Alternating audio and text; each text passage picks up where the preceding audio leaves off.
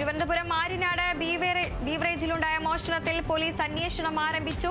1 ലക്ഷം രൂപയുടെ മദ്യക്കുപ്പികൾ കടത്തിയതായി police. Beverage ഷട്ടറിന്റെ പൂട്ട് തകർത്താണ് കവർച്ച നടത്തിയത്.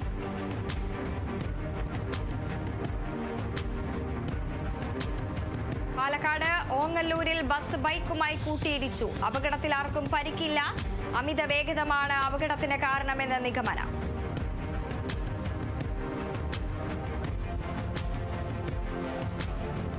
നെല്ലിന് കേന്ദ്ര സർക്കാർ അധികമായി അനുവദിച്ച തുക സംസ്ഥാന സർക്കാർ നൽകുന്നില്ലെന്ന പരാതിയുമായി കർഷക സമിതി.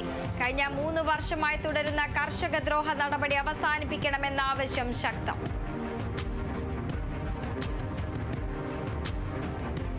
കൊല്ലത്തെ പ്രാദേശിക ടെലിവിഷൻ ചാനലായ CTVയുടെ വാർഷിക ജനറൽ ബോഡി യോഗത്തിൽ പുതിയ ഭാരവാഹികളെ തിരഞ്ഞെടുത്തു.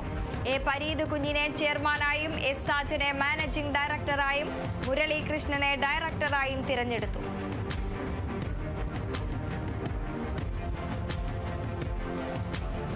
പാലക്കാട് പരുതൂർ പഞ്ചായത്ത് സെക്രട്ടറിയെ സ്ഥലം മാറ്റി ഉത്തരവ് പിൻവലിക്കണമെന്നാവശ്യപ്പെട്ട് ഭരണസമിതി അംഗങ്ങൾ ജോയിന്റ് ഡയറക്ടറുടെ ഓഫീസ് ഉപരോധിച്ചു.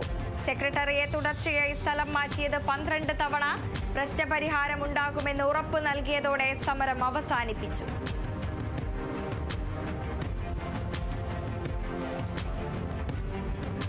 തൃശൂർ SYS കേരള യുവജന സമ്മേളനത്തിൽ NJN എക്സ്പോ സംഘടിപ്പിച്ചു. ന്യൂറോ ജനറേഷൻ അറിവിനെയും പ്രയോഗത്തെയും സ്വപ്നങ്ങളെയും ഒരുപോലെ സംബോധന ചെയ്യാനുള്ള പരിശ്രമമായിരുന്നു എക്സ്പോ.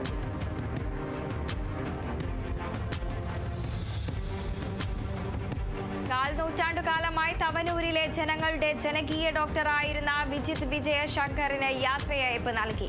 മലപ്പുറം തവനൂർ പഞ്ചായത്തിന്റെ നേതൃത്വത്തിലായിരുന്നു യാത്രയയപ്പ്. കോവിഡ് കാലത്ത് ഏറെ സേവനങ്ങൾ ചെയ്തയാളാണ് വിജിത്.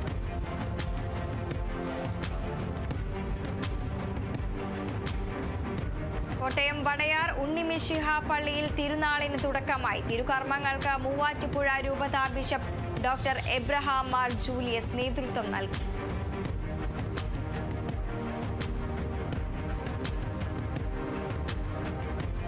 ചോദ്യപേപ്പർ DG ലോക്കറിലേക്ക് മാറ്റുന്നത് മൂലം പ്രിന്റിംഗ് ചാർജ് ഉൾപ്പെടെയുള്ള കാര്യങ്ങൾ വിദ്യാലയങ്ങൾക്ക് ബാധ്യതയാകുമെന്നും ചോദ്യപേപ്പർ ചോർത്തിയവർക്കെതിരെ കർശന നടപടിയെടുക്കണമെന്നും KSTU വിദ്യാഭ്യാസ ജില്ലാ സമ്മേളനം ആവശ്യപ്പെട്ടു.